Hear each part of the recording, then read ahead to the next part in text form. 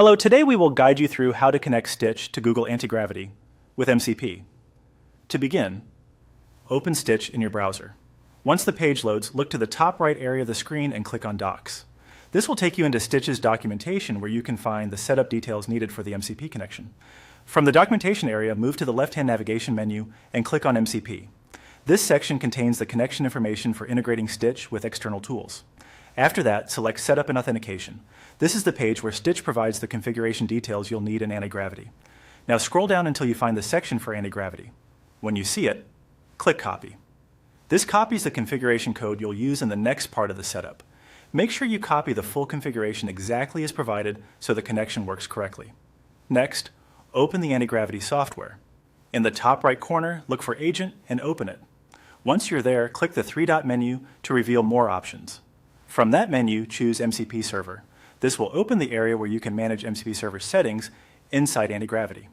In the MCP Server section, click on Raw Config. You'll now see a space where configuration text can be entered directly.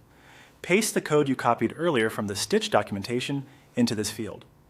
This step is important because it tells Antigravity how to connect to Stitch using MCP. After pasting the configuration, go back to Stitch. In the top right corner, click on your profile account, then choose Account Settings. Inside the account settings, find the option to create an API key. Create the key, then copy it carefully. Since this key provides access to your setup, treat it like sensitive information and avoid sharing it or leaving it visible on screen longer than necessary. Now return to Antigravity.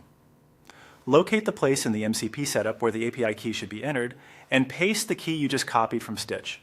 This completes the connection setup between Stitch and Google Antigravity with MCP.